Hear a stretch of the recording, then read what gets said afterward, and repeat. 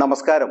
ചേവായൂരിൽ സംഭവിച്ചതുപോലുള്ള അട്ടിമറി ഇനി മറ്റേതെങ്കിലും സഹകരണ ബാങ്കിൽ ആവർത്തിച്ചാൽ കേരളത്തിലെ സഹകരണ ബാങ്കുകൾ മാലപ്പടക്കം പോലെ തകരുമെന്ന് പ്രതിപക്ഷ നേതാവ് വി.ഡി. സതീശൻ മുന്നറിയിപ്പ് നൽകി. ഇതുപോലുള്ള സംഭവങ്ങൾ ഇനിയും ഉണ്ടായാൽ ബാങ്കുകളിൽ നിന്നും നിക്ഷേപിച്ച പണം കോൺഗ്രസ് അനുഭാവികൾ കൂട്ടത്തോടെ പിൻവലിക്കും. അങ്ങനെയെങ്കിൽ അതിന്റെ ഉത്തരവാദിത്വം പിണറായി വിജയനും CPM-നും മാത്രമായിരിക്കുമെന്നും അദ്ദേഹം പറഞ്ഞു.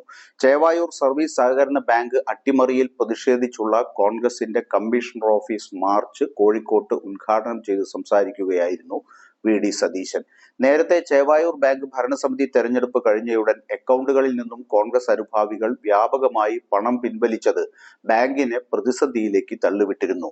എന്നാൽ അത് തങ്ങളുടെ നിർദ്ദേശപ്രകാരമല്ലെന്നും നിക്ഷേപകർ സ്വന്തം നിലയിലെടുത്ത വൈകാരികമായ തീരുമാനമാണ് എന്ന നിലപാടാണ് കോൺഗ്രസ് പാർട്ടിക്ക് ഉണ്ടായിരുന്നത്.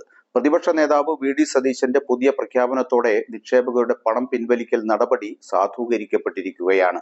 ചേവായൂർ സർവീസ് സഹകരണ ബാങ്ക് തെരഞ്ഞെടുപ്പ് പോലീസ് സഹായത്തോടെ അട്ടിമറിച്ചു എന്നാരോപിച്ചാണ് കോൺഗ്രസ് കമ്മീഷണർ ഓഫീസിലേക്ക് പ്രതിഷേധ മാർച്ച് നടത്തിയത്. മാർച്ച് സംഘർഷത്തിലാണ് കലാശിച്ചത്. പ്രതിഷേധക്കാർക്ക് നേരെ പോലീസ് ജലപീരങ്കി പ്രയോഗിച്ചു. 2 മണിക്കൂറോളം പ്രവർത്തകർ റോഡ് ഉപരോധിച്ചു. പോലീസിന് നേരെ കല്ലേറുമുണ്ടായി. DCC പ്രസിഡന്റ് കെ പ്രവീൺകുമാർ ഉൾപ്പെടെയുള്ള നേതാക്കളെ പോലീസ് അറസ്റ്റ് ചെയ്തു നീക്കി. പോലീസ് ബസ്സിന് മുന്നിലും പ്രവർത്തകർ വലിയ പ്രതിഷേധം നടത്തി. സംഘർഷ സാധ്യത കണക്കിലെടുത്ത് വലിയ പോലീസ് സന്നാഹമായിരുന്നു കമ്മീഷണർ ഓഫീസിന് മുന്നിൽ നിലയുറപ്പിച്ചത്. ജില്ലയിലെ വിവിധ ഭാഗങ്ങളിൽ നിന്നും 100 കണക്കിന് പ്രവർത്തകർ മാർച്ചിൽ പങ്കെടുക്കാനെത്തിയിരുന്നു. കേരളത്തിൽ തന്നെ ഒന്നാംകിട സഹകരണ ബാങ്കുകളിൽ ഒന്നായി പ്രവർത്തിച്ചു വന്ന ചേവായൂർ സർവീസ് സഹകരണ ബാങ്ക് തെരഞ്ഞെടുപ്പിൽ CPM-നൊപ്പം മത്സരിച്ച കോൺഗ്രസ് വിമതർ അധികാരം പിടിച്ചെടുത്തിരുന്നു.